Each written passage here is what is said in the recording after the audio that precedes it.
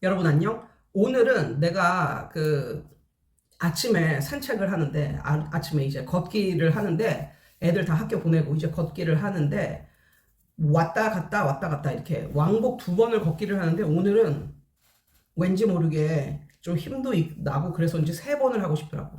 근데 속으로 막 갈등이 생겨. 아, 맨날 왕복 2번 했는데 오늘 꼭 뭐 왕복 3번 할 일 있어. 뭐 이런 식으로. 다리 아플 텐데. 뭐 이런 식으로. 이렇게 속으로 갈등을 하다가 결국은 에이 그냥 왕복 3번 하자 오늘은. 이랬어. 그래서 왕복 3번을 하러 가고 오는 동안 이 아이디어가 나한테 떠오르더라고. 이 생각이 떠오르더라고. 역시 몸을 움직이면서 뭔가 아무런 생각 없이 이렇게 다니다 보면은 가끔씩 하늘에서 아이디어가 하나씩 내려와서 내 머리에 꽂힌다는 그런 느낌이 들 때가 있어. 오늘이 그런 기분이 든 날이거든. 한번 썰을 풀어볼게요. 자, 성공한 사람들에게서 나타나는 100%의 공통점이 있습니다. 성공한 사람이야, 이 사람이. 이 성공한 사람들에게서 나타나는 100%의 공통점. 이게 뭔지 알아요? 이게 뭐냐면 그들은 모두 과거에 뭔가를 해뒀다. 두구두구두구두구. 그들은 뭔가 과거에 뭔가를 해두었다. 그러면 이게 무슨 개풀 뜯어먹는 소리냐 뭐 이러면서 너무 허무하시죠. 그쵸? 너무 허무하시죠. 근데 이게 진리라니까. 이게 진리야.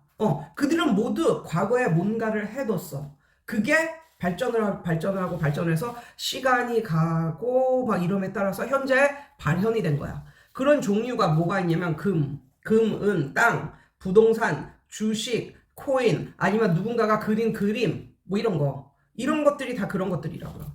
영어로 현재는 present라고 하잖아요. 그런데 여러분들도 잘 아시다시피 present라는 말은 현재라는 말도 있지만 선물이라는 뜻도 있습니다. 이것까지는 다 알고 계시잖아요. 근데 저는 이걸 좀 더 묵상을 해봤을 때 모든 선물은 하나님에게로부터 온 것이다 라는 생각을 하게 됩니다. 하나님이 하루라는 선물을 모든 사람들에게 공평하게 주는 거죠.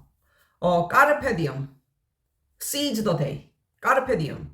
이게 현재를 잡아라 뭐 이런 말이거든요. 죽은 시인의 사회 옛날 영화인데 아무튼 거기에서 나왔던 말인데 까르페 디엄, seize the day, 오늘을 잡아라 뭐 이런 말이죠. 그런데 이거를 요즘에는 정말 매스컴 이런 것들이 사람들 정신을 뭐라고 할까 정신을 막 이상하게 하고 이런 게 굉장히 많은 게 이 말 까르페디엄 이 말이 엄청나게 유행했던 이런 때에도 이런 걸 어떻게 이해를 했냐면 쾌락주의로 갔습니다. 요거하고 비슷한 게 요즘에 아니죠. 요즘이 아니고 한 5, 6년 전서부터 5, 6년 뭐 6, 7년 전 그때서부터 생겨났던 YOLO, You Only Live Once.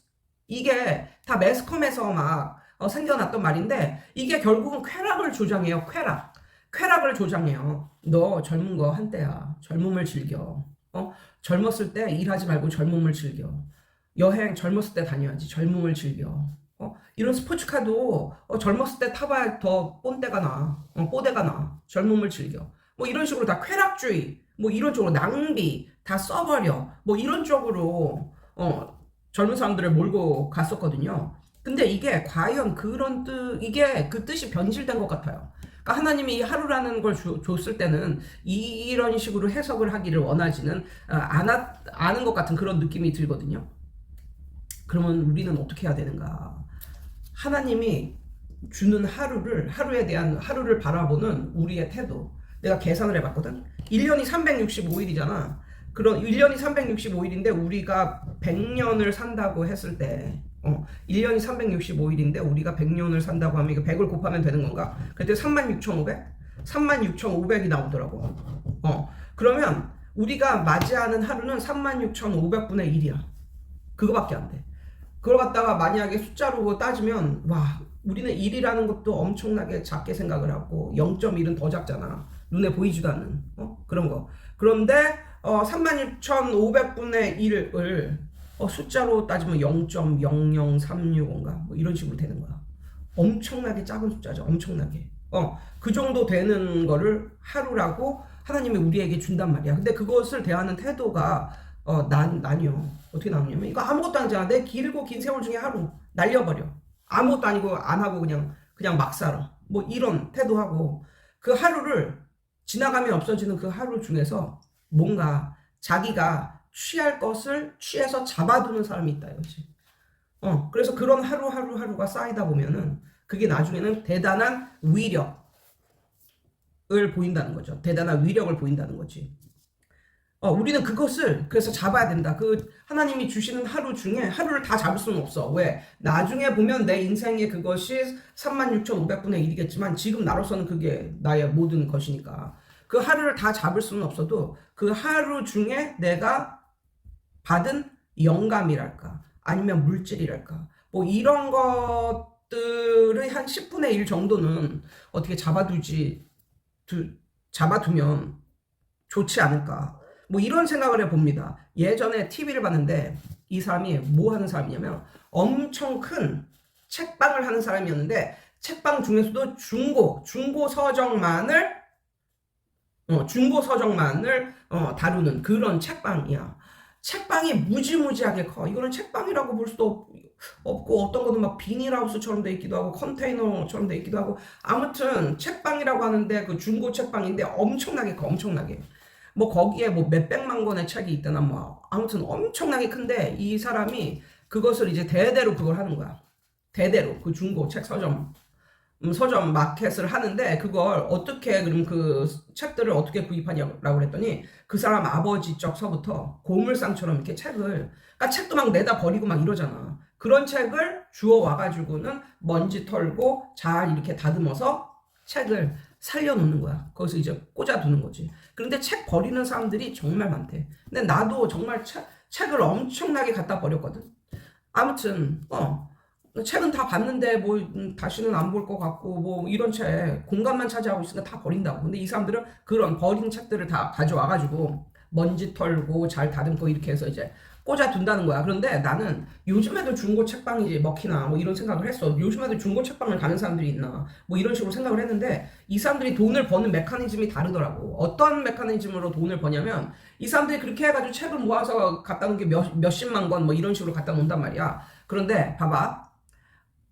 성공한 사업가 뭐 이런 사람이 있어. 근데 어렸을 때 그 사람이 즐겨봤던 만화책이 있어. 만화책이. 그 사람은 그때 어렸을 때는 돈도 없고 막 이래가지고 그 만화책 또 만화책방이 있었잖아. 어렸을 때는 가서 돈 내고 이제 만화책 읽다가 오고 뭐 이러는 거. 그 책을 갖지는 못하지만 어린 시절에 이제 그런 추억을 가진 사람들이 지금 이제 돈이 많아졌고 성공한 사람이 되다 보니까 그 시절에 나에게 영감을 줬던 그 만화책 아니면 어린 시절에 나에게 어떤 영감을 주었던 어떤 책들도 한 시대를 풍미하는 그런 책들이 있잖아. 그런 책들이 있다고. 우리 엄마도 나를 가지셨을 때 돼지라는 책인가?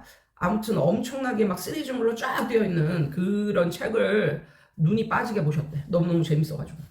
그래가지고 너가 책을 많이 읽나 보다 뭐 이러지. 너가 똑똑하게 태어난 거야 뭐 이런 식으로 엄마가 그런 말씀을 하신 적이 있는데 아무튼 어렸을 때 내가 젊었을 때 나에게 큰 영감을 줬던 이런 책들을 다시 보고 싶어. 그 시절 그 책들을 다시 보고 싶어. 이런 사람들이 책의 가격에는 상관없이 그런 책들이 나왔냐고 문의를 한대. 그러면서 막 책 한 권에 막 50만 원 뭐 이런 식으로 불러도 그걸 사가는 거야.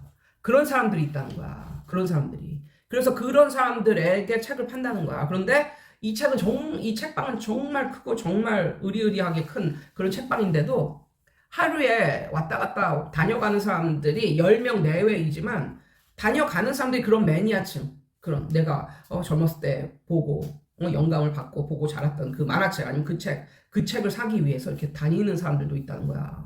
돈 많은 사람들이. 그래서 그런 사람들한테 책을 팔므로써 이렇게 이윤을 남긴다는 거야. 그래서 꽤 짭짤하다는 거야. 그래서 꽤 짭짤해가지고 그 사람은 대를 이어서 이렇게 헌책방 장사를 한다는 거야.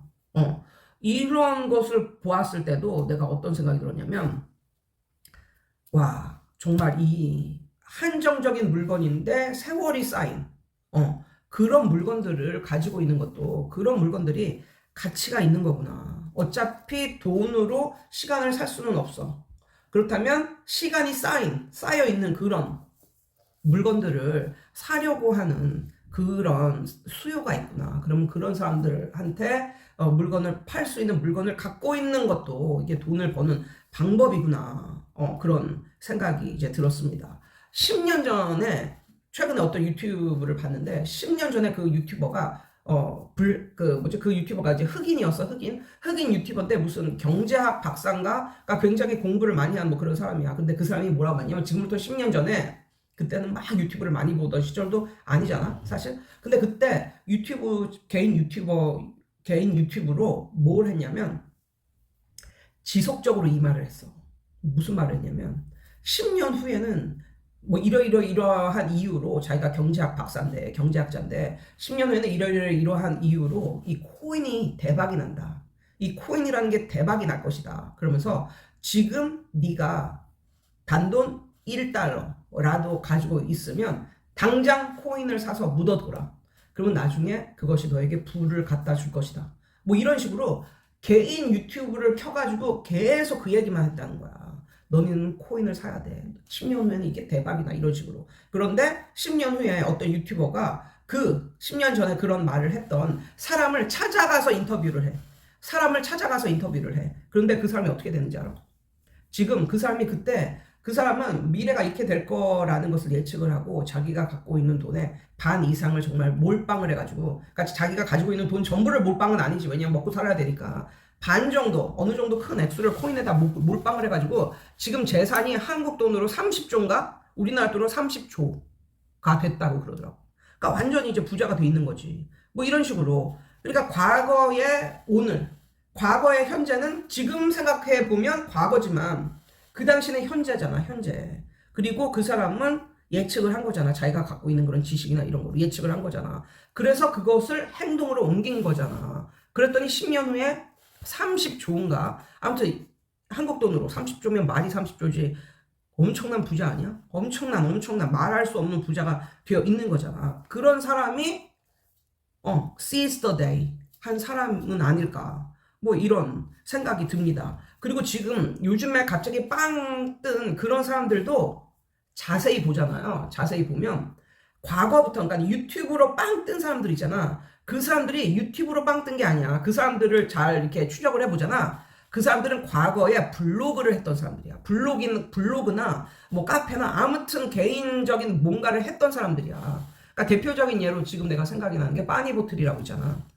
걔가 이제 32살 정도 될 때까지 월급 200달이었다고 그러더라고. 월급 180 받고 뭐 200 받고 뭐 이런 사람이라고 그러더라고.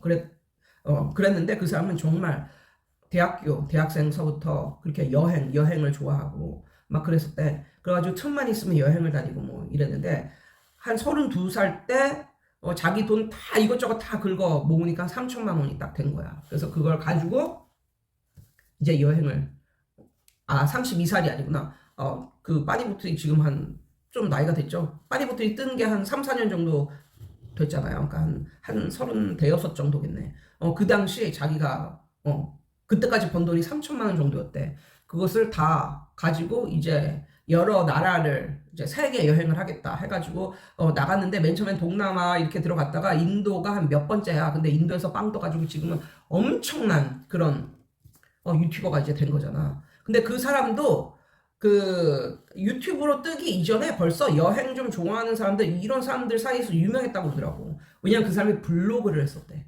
블로그를 하면서 막 일본 자전거 여행 뭐 이러면서 그런 걸 블로그를 굉장히 오래 했대. 거기다가 기록을 해놓은 거야, 기록을 하다가 나중에 유튜버로 이렇게 되면서 이제 확 뜬 거지. 그래가지고 빠니보틀이 이렇게 뭐 유튜브로 뜨기 전에도 여행 좋아하고 뭐 이런 사람들 사이에서는 꽤 유명한 사람이었다고 그러더라고. 아무튼 그래서 그러면 어떻게 하면 seize the day를 할 수가 있나 라고 봤을 때 저는 기록해 놓는다. 첫 번째, 기록을 해 놓는다. 그게 개인 블로그일 수도 있고 아니면 요즘으로 치면 유튜브일 수도 있고 기록을 해 놓는다. 기록을 하는 거야. 문서로 기록을 해 놓는다. 근데 그게 안 돼? 혹시나 그게 안 되면 개인 일기로라도 쓴다. 일기는 일기인데 감사 일기면 더더욱 좋겠죠. 매일매일 끊임없이 일기를 쓰는 거야. 그날 있었던 일, 그날 내가 느낀 것, 이런 거. 그런 것들을 일기를 써 놓는다. seize the day 하는 방법? 그런 식으로 하거나 아니면 할 게 전혀 없어. 그럼 100번 쓰기를 해. 내가 정해줄게. 100번 쓰기를 해. 어떤 사람은 야 100번 쓰기 그거 시간 낭비 시간 낭비지 그걸 왜 쓰고 자빠졌냐 이렇게 말하지만 그거 쓴다고 되면 다 되게 이렇게 말하잖아. 근데 그렇게 말하는 것들 치고 생산적인 일을 하는 애들이 없어. 맨날 유튜브 보고 낄낄대고 뭐 게임하고 뭐 이러면서 살면서 본인이 시간을 낭비하고 있다는 걸 자각을 못해. 그런데 걔네는 정말 웃기게 100번 쓰기 아니면 기도하기 기도.